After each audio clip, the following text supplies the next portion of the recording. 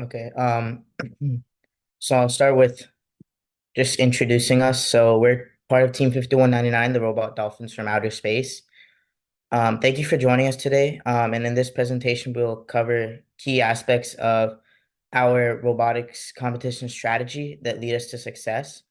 We'll go through understanding the game, so the importance of thoroughly understanding the game manual, including unique rules and scoring methods, team dynamics, which we'll discuss like the selection process of your drive team and the significance of collaboration and communication, self-assessment and adaptability, scouting and analysis, how we play what we learned in the first presentation of our team members into our strategy, strategic planning, and utilizing resources. We hope you guys will find yourself utilizing this information throughout the season, and let's get into it. So this is our first partner. Theo, you're muted, by the way. Sorry about that. Hey, I'm Theo. I'm from the CAD department. I'm currently a coach in training, and I have about 2 years of FRC experience. Hey everyone, I'm Namitha. I do mechanical for our team. I have around 2 years of FRC experience, and I did human player for around half a year.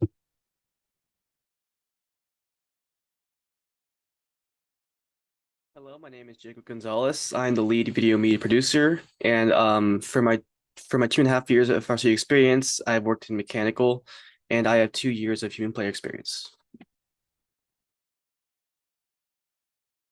Hi, my name is Sachin Shenoy. I do mechanical and electrical. I have 2.5 years of FRC experience and I have a half year of driving experience, and I'm a driver in training. All right, so first thing during the season is going to be kickoff, obviously, which is on Saturday. So kickoff is the most important day of the season because there's so many ideas and designs that develop on that day. And so it's important for all the teams to slow down and prudently decide what they're going to work on. And so the perfect way to do this is by reading the game manual. And so like the game manual provides almost everything you need to know about the game mode, like field dimensions, ways to score, and the restrictions your robot has. And knowledge of the game manual makes you just more credible to other teams because it shows them that your team knows their stuff. And so let's say an example like let's say there was a match where there's a field fault, and so you want to replay. In order to get that replay, sometimes you have to explain using the game manual how that would be a field fault. Yeah, so overall, if you know your game manual, it'll help you throughout competition and just throughout the season in general because you can create an efficient robot and a robot that's eligible for the game mode.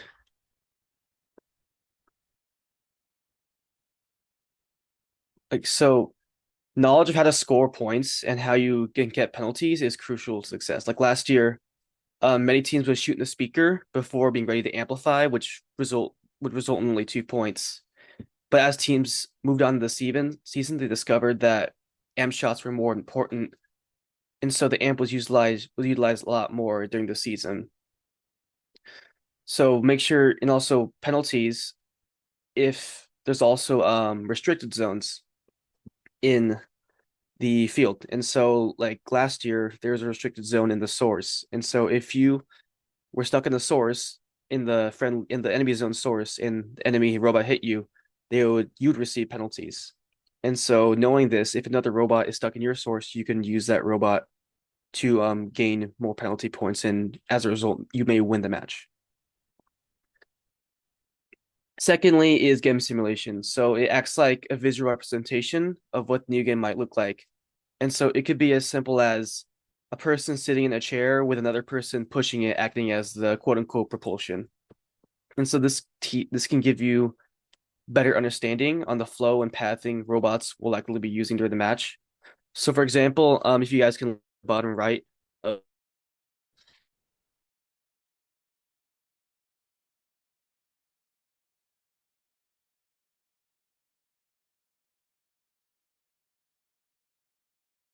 robot.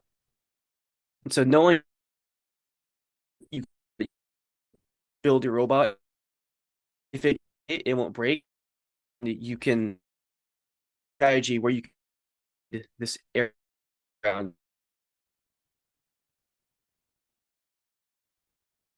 Slack was a tool that was introduced to us just a couple of years ago, but we've gotten quite affiliated with it since it's very easy to use and very easy to get used to. Yeah. So innovative communication tool that's used in many businesses and corporations due to its capabilities. Our team uses Slack for basically anything that needs to be communicated over text message, like competitions, communication between sub teams.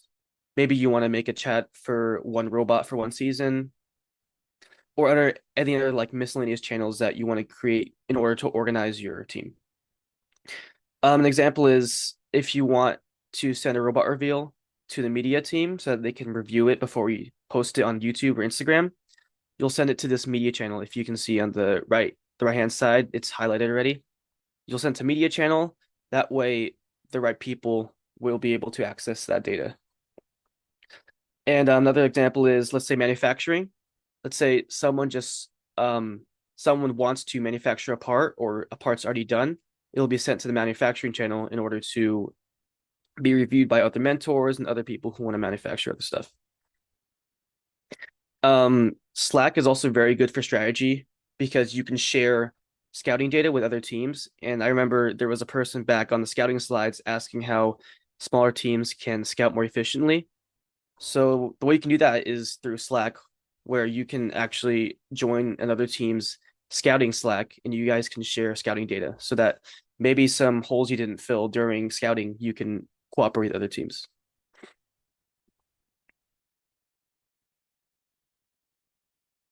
All right, so I'll be talking about drive team selection. The drive team is the heart of your robotics competition, and they're responsible for operating the robot, driving the robot, and making split-second decisions and executing strategies that can lead to victory or defeat. Selecting the right individuals for this team is crucial for overall success. As a team, we do not recommend doing tryouts because choosing a drive team based on pure talent and skill may show temporary results, but it does not take into consideration the dedication that someone has to the team. If you choose someone that isn't dedicated to the team but has skill, this could create a dysfunctional dynamic, which leads to a lack of chemistry.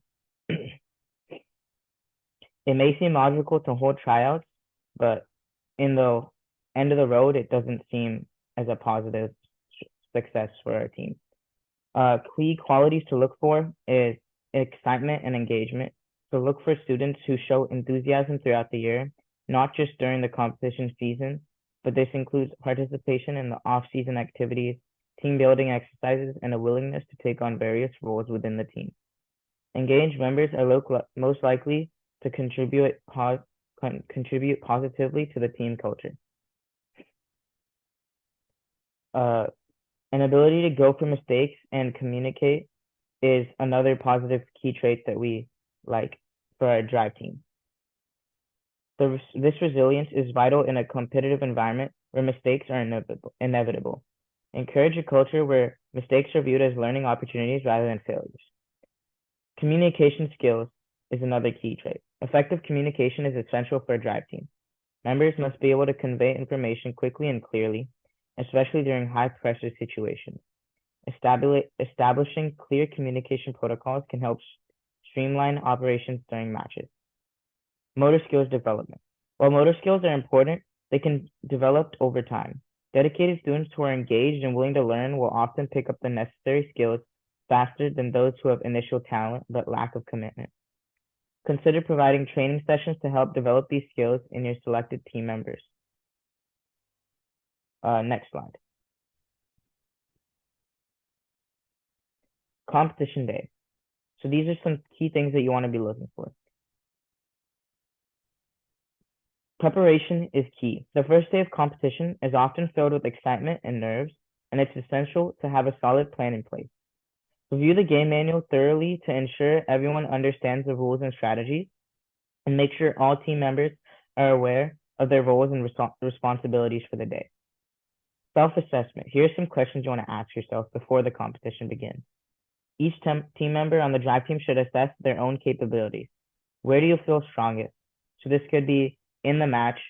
Do you feel strong for this year's game? Do you feel strongest doing amp cycles, full field cycles, shuttling, or there's many strategies, and it's just understanding what you're best at. Are you able to score consistently? So say in a match, your sole purpose is to be an amp scorer. Are you scoring consistently at the amp? How adaptable is your team to changing situations? So this is if in a match your robot breaks, are you able to communicate to your other alliance partners and change your strategy? This self-reflection can help team members identify areas for improvement and set personal goals for the competition. Another key thing is knowing your alliance's capabilities and understanding opponents. Knowing your opponents is just as important as knowing your own team. Analyze their past performances, strategies, and preferred routes. This information can be gathered through scouting and can provide competitive edge. Encourage your scouting team to take detailed notes and share insights with the rest of the team and your drive team and strategy team. It's important that before the competition starts, you have a scouting team organization and establish a scouting team to gather insights on both alliances, the opposing team and your own team for each match. This team should focus on identifying the strengths and weaknesses of the opposing team as well as your own. And previous scouting notes can be invaluable for this analysis. Consider using a standardized form for scouts to fill out, which ensures consistency in the data collected, which we talked about in the last presentation. Next slide.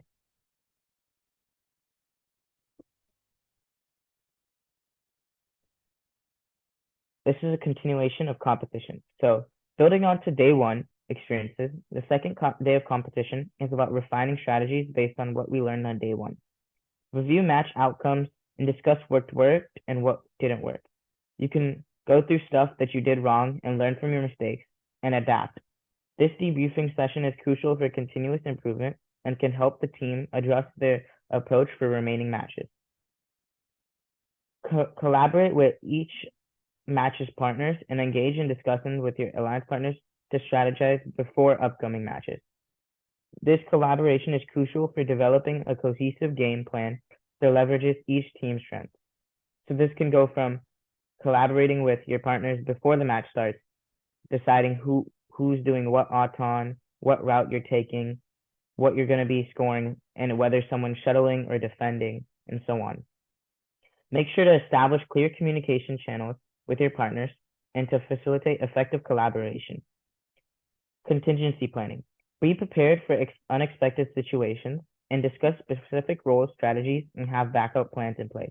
So this could be if in a match you have two robots shuttling and one robot feeding, or one robot cleaning up. If one robot that was shuttling broke, they should be able to switch quickly to either defense or switch their strategy. So that was what a contingency plan would be. This could include if like a robot loses communication or if a team member is unable to perform their role. Having a clear plan for various scenarios can help reduce panic and confusion during matches. Adaptability. We emphasize the importance of being adaptable. If a strategy isn't working, be ready to pivot and try something new. This flexibility can be the difference between winning or losing. Encourage team members to think creatively and be open to suggestions from other teams, for others. Next slide.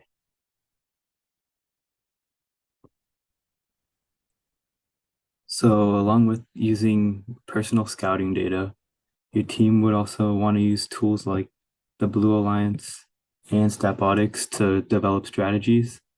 If you don't already know, the Blue Alliance is an online platform that you can access via website or app. It allows you to look at match schedules before the day of the competition. And this is very useful as it allows you to see who you're playing with and playing against, and allows you to talk to these teams early and beforehand to develop the strategies. The QR codes to the right will give you links to the Blue Alliance and Statistics. And Statistics is also a very useful tool that you can use alongside the Blue Alliance, as it provides you with performance metrics of each team. It gives you the expected placement of teams for competitions, which can let you know of the stronger and weaker teams at your competition and who to look out for. There's something also in Statistics called the EPA, or estimated points added, which is how much it predicts that each team will score in a match. And if you go on Statistics, there are separate EPAs for autons, teleops, and endgame, which can show you the specifics of a team. And in the next slides, we'll go more into depth of the blue lines and Statistics. So a little more into the blue lines and how to use it for your advantage. The thing that's the most crucial with the blue alliance is you want to study and walk through each match before it happens, the day before the competition. And you want to make sure you go through each team on your alliance and opposing alliance and make sure you know who they are, what their strengths and weaknesses are, and what their playstyle is. You can study also using their previous game videos if it's a competition later in the season. And once you know all these things, you want to go talk to your alliance before the match and make sure you guys have a strategy plan and everyone knows what they're doing. And using these tools will allow you to guide the strategy more and actually know how to develop a good strategy because you know more about the team. And one example of this was during the Archimedes division at the 2024 World Champs when Citrus Circuits coordinated with their teammates Barker Redbacks and Robovikes, saying that they would clean up while the other two would shuttle. And this is an example of talking to your alliance beforehand, as they knew that they would be better cleaning up and the other two would be better at shuttling. So they coordinated with their weaknesses and strengths to develop a good strategy, which they probably used the blue alliance, which would help. And then a little more into Statistics. Statistics is something you want to use alongside the blue alliance. And if you were here earlier for our scouting presentation, they said the blue alliance had some drawbacks where it wouldn't give the full picture, but that's where Statistics will fill in some of the gaps that the blue alliance has. And as I said earlier, Statistics will give you the EPAs, or estimated points added, of autons, teleop, and endgame of all the teams. And it also provides you with predictions on how each team will do for each match they play. These are useful things to know beforehand, as it allows you to see how your alliance partner and opponent plays and how you can develop a strategy that works with them.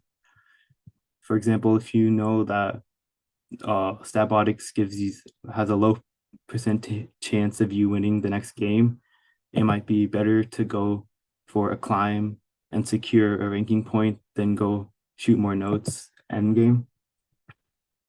And another interesting thing is, like, if you go on Statistics right now and search up the robot dolphins, it gives us an overall EPA of 33.8, which will put us at an overall ranking of 213 for the 2024 season.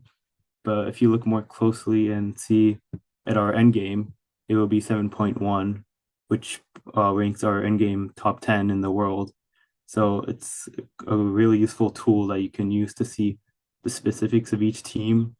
And this will really help you later in alliance selection when you're developing a more bigger strategy and you need to find teams that will actually work for shuttling or endgame or something. The blue alliance you want to use this alongside the blue alliance to first see who you're playing with for each match, and then dive into the specifics of that team and how you can develop a strategy that caters to their strengths and weaknesses. And later, as your team performs better and becomes an alliance captain, you definitely want to use these tools to create a strong pick list, and you're not just going down to the next highest ranked team.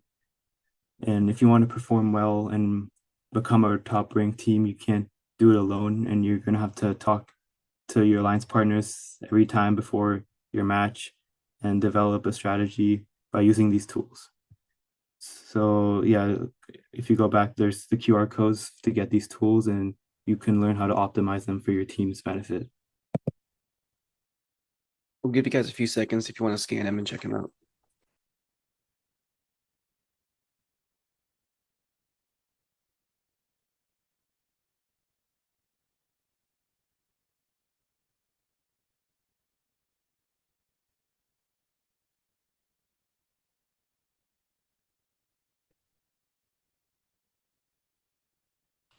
We can answer a question real quick. I think there's a question in the. Sure. So what could we do if you have a driver that doesn't listen to the mentors, but he's the only one that knows how to drive properly? We are 1 week away from the regional because I'm from SBC too. All right, so having a driver that doesn't listen to mentors or isn't as coachable is not a great situation to be in. But one thing you could do is try and explain to him that taking advice from your mentors and being coachable is the best way for him to improve and learn from his mistakes. And he should be able to take advice from the mentors to do better in the competition. Since you are 1 week away, that is kind of difficult to try and find someone else who is willing to learn. But if you do find someone else, then that is a great time to start training him right away before his regional. But I think it's just best if you try and communicate to the driver and tell him that taking advice from the mentors is a really good thing for him to succeed in the longer run. Okay. I hope that answered your question, but we'll move on to how to strategize. So during quals, ranking points are the top priority to keep yourself at the highest position you can be in. So as you know, you get 2 ranking points from winning, and this year it was 2 ranking points from winning and 1 ranking point from endgame, and 1 ranking point from melody.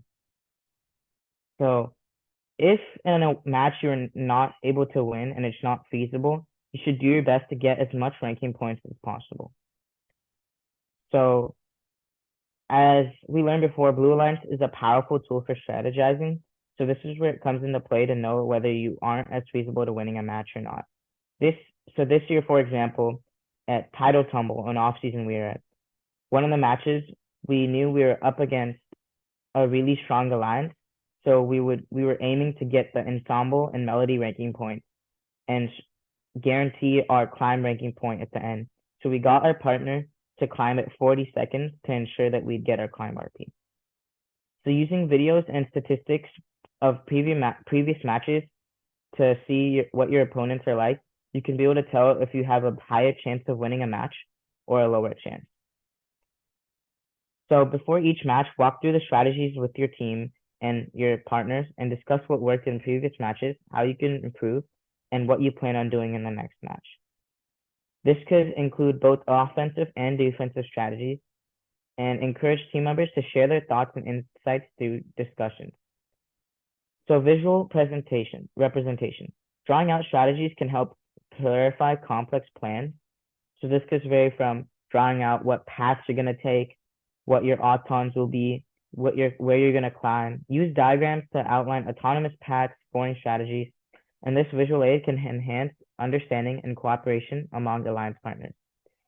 Consider using whiteboards or digital tools or like an iPad with a drawing tool on it to create these diagrams collaboratively. Scenario planning. Discuss hypothetical scenarios that could occur in the match. For example, what if your robot loses connection? And be able to adapt to that situation. What if you find yourself in a defensive position? Preparing for these situations can help your team respond effectively when they arrive. Role-playing these scenarios can also be a useful exercise. So this year at Title Tumble, we got a note stuck in our robot. This is for their B-bot team. So we got a note stuck in our robot, and we switched to defense right away within 10 seconds of realizing the note got stuck. Doing this strategy can help adapt and keep the game in our possession. And you also have to discuss with your partners during the match that your robot is broken and you have to switch strategies. Some final thoughts are that remember that strategy is not just about having a plan. It's about being able to adapt and respond to the dynamic nature of competition. Encourage your team to communicate openly and work together to achieve your goals. Reinforce the idea that every team member plays a vital role in the overall success of the team. So, for example, one thing I discussed is easiest way to get ranking points was this year was during the end game, the climbing RP was often put into jeopardy to squeeze out last few notes to attain melody RP. And teams either chose between what they were confident in, either getting the end game RP or melody RP. This year, we were confident in getting the end game RP, so we strategized to ensure that we got the climb RP at the end. Okay, next slide.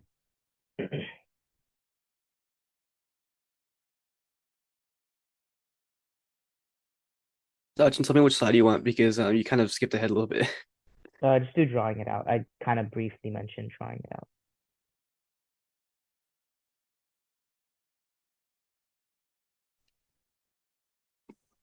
Sorry, can I take over? Yeah. Awesome. All right. So lots of times strategy in robotics can get a little complicated, right? But there are a lot of moving parts. And with the limited time that you have with your alliance before the match, it can get really difficult to sometimes fully communicate some of the plans that you initially had. This is why we highly recommend for your strategy meetings to draw out your thoughts and ideas. Now, drawing down your strategy can help other teams understand clearly what you're trying to suggest while also making any changes to the overall strategy extremely easy. Something that will definitely come in handy is using a bunch or using a whiteboard or an iPad to effectively get across your ideas. Having this visual representation can help a bunch. So making an investment to buy one or the other is a very good idea. This presentation is an example of how to effectively use drawings to get your point across, while also showing how ideas like this would be much easier to draw rather than simply talking just about the game plan. For example, last season, our four-piece Auton was very consistently scoring, specifically near the closer route. So we knew that if our robot was put in other positions, we would miss out on a lot of very consistent points that we've been getting. Because in our eyes, that would just basically mean that we missed out on 20 free points because we had such a consistent end game. So we started with this idea, and then we worked with the other teams to build on this starting Auton to figure out what different Autons that they had available in their different positions and worked out how consistent they were. And since we're all scoring into one goal, of course, it can get sometimes a little tight around the shooting area. So another important thing to keep in mind when strategizing these things is whether you're able to complete all your autons without running into each other as well. Now, because of the illustrations, we were effectively able to present our ideas and make sure that we were able to score the most amount of points possible and prevent any collisions from happening. Next slide.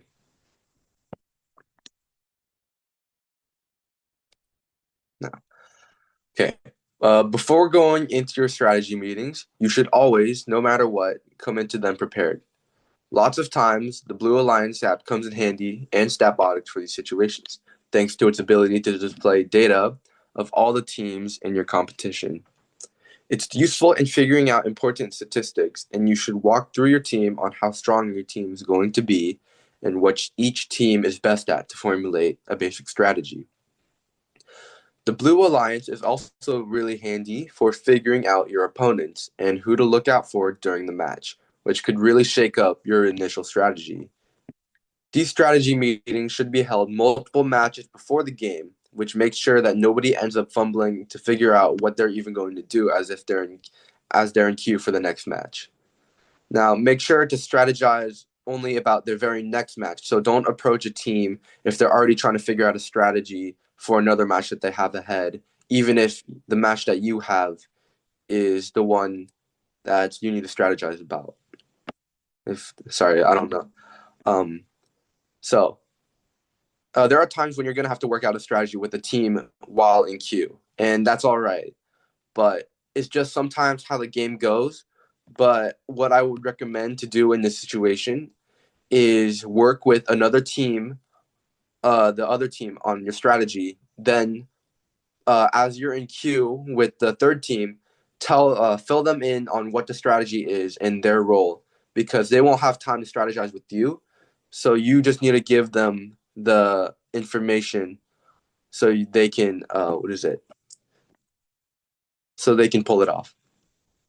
And make sure to fill in every detail to the tiniest information, from how you're scoring to the backup plan in case something unexpected happens. All right, next slide.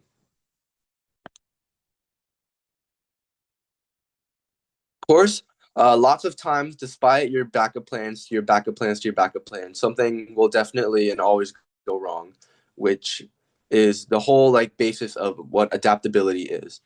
Everybody makes mistakes, and it's up to you in the moment to figure out what's best in the course of action.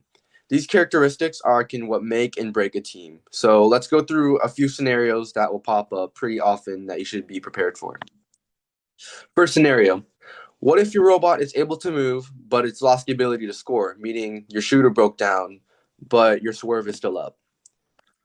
So in this case, the best course of action to take is defense. Even if your robot can't score points anymore, that doesn't mean you still can't help out your team. Defense is one of the best strategies that you'll find in FRC. Most of the time, defense is not a great option, but it relies heavily on the opposing team. But it is still effective in being able to make the best out of a bad situation. This is probably one of the most common scenarios to unexpectedly happen. So remember to keep calm and alert your teammates. Scenario 2. What if the opposing robot lost connection in a compromising position? Adaptability isn't always about your own team. Things like breaking down can happen all the time, including to the other team. This is where taking advantage of the situation comes to play. Now, please keep in mind to still play the game with gracious professionalism, but also keep in mind that you're trying to win a match. Sometimes when a robot is down, there are times where they can be used to your advantage. For instance, we had an experience in Title Tumble where one of our Alliance's robots broke down in the opposing team zone when trying to cycle notes. Now, the opposing team took advantage of this and cycled so that whenever they were trying to pick up a note, they were intentionally bumping into the broken down robot while they're in the zone, creating a foul. Because of this, the entire outcome of the game was flipped on its head, simply because the team was correctly making the right decision to use what they had to their advantage. Now, once again, please use this with gracious professionalism. You can take advantage of a match without necessarily twisting the rules at all. So, last scenario: what if your alliance is losing and the point difference is getting bigger by the second? So, I intentionally left this one a little vague because it's a bit tricky, because this is probably really vague and one of the most vague things that can happen. But my best advice would be to use the knowledge of what's happening and make sure you make the right decision for your team, because it's really a case-by-case basis. For example, when you're losing and you have nowhere close to reaching the right melody breaking point, when you're nowhere close to reaching the melody ranking point, but you have an easy ranking point as long as you climb, it might be in your best interest to climb early and secure the ranking point, to making sure you're walking out of that match with as much as you can. However, if you're not losing by a huge amount, but your strategy isn't working as well as you hoped, it might be time to make a quick change, whether that be telling your team to help shuttle notes or having a double cleanup duty to score faster. Now, keep in mind that any drastic changes that wasn't clarified before the match could end up in a lot of confusion. So don't get too ambitious with your changes if you haven't made any basic plans beforehand. There are many scenarios that can happen in every match, and these were just some of the basics that are likely to pop up every now and then. So my best advice would be just to trust your gut. Just trust your gut. If you've been doing everything right so far, you shouldn't have any reason to doubt yourself. Next slide. Now, as the final qualifications wrap up, the most important thing to be aware of is the tournament is actually alliance selection. Now, it can be cruel because sometimes teams that would place in the top 16 won't even get a third pick in, while some random team losing nearly every match will end up getting scouted to the first seed alliance. To prevent this unpredictability, there are a lot of things that you can do before the match that isn't directly tied to how well you perform in a game. So there are many ways to make sure you end up with the highest chance of getting recruited. First of all, stay consistent. Lots of times, I remember when choosing a team as a captain during off season, a lot of the teams that we would put on a not pick list is ones that are broken down numerous times. So when choosing a perfect alliance, we would avoid teams that have broken down because unpredictability is just a huge no-no. So we do your best to make sure your result stay consistently strong. You should also be able to. You should also be open to cooperation. Lots of teams that also end up never getting picked are ones that would rather adamantly choose their own strategy over the ones that would benefit the team overall. Now, of course, I don't want to discourage anybody from taking leadership when necessary, but it is really important to keep in mind that you're working for the benefit of the alliance and not your own team. Lastly, make sure to figure out which teams you want and which teams are going to want you, and make good connections between the two, like sizing up your opponents. For example, during our alliance with 359 Hawaiian Kids, we realized that we could consistently score extremely well, and they were in the position that we needed, or we were good in one position and they were good in the other one. So what happened then eventually is we ended up going with a really solid plan that we realized would work really well with us. So what eventually happened is we recruited them for our alliance.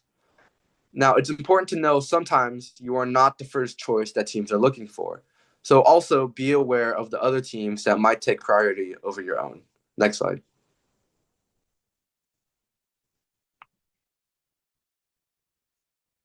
Okay, resources we find helpful. So some teams post build threads on Chief Delphi, which are really helpful to understand what you should be doing as this kickoff starts. Another one is how to make rough prototypes quickly in Chief Delphi. So as kickoff starts, you want to be trying to make quick prototypes as fast as you can in the first couple days to figure out what you want to be doing with your robot. Another good video is strategic design. This helps you understand not to focus too much on designing stuff that is too complicated, but rather designing stuff that is more strategic towards your team and better overall. Another good video is quick prototyping and subsystems. We also use Chief Delphi posts for a lot of learning experiences because a lot of mentors and new teams post on there talking about their kickoff strategies and build threads, and this one is how your team goes about generating pick lists for alliance selection. So this is really helpful for us during competition because it helps us understand what we should be looking for in our pick list and what we should be looking for our team. Okay, next slide. Let's give people like 30 seconds so that they can scan the yeah. QR codes if they want to, yeah. Mhm.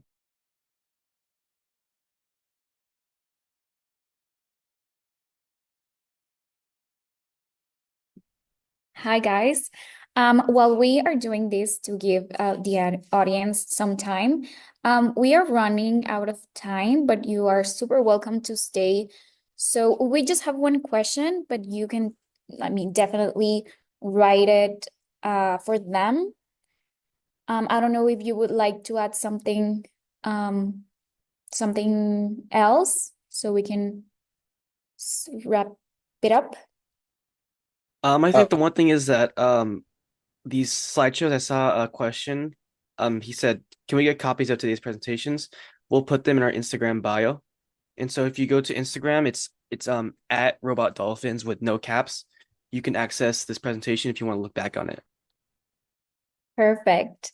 Well, Thanks a lot, guys, for these incredible sessions today because we know there was a part one, part two. They were super interesting and a lot of facts that are super, super useful for all of them out there, like the audience. It's been really great having you with us, and we've truly enjoyed your participation and the valuable ideas you've shared. Before we wrap up,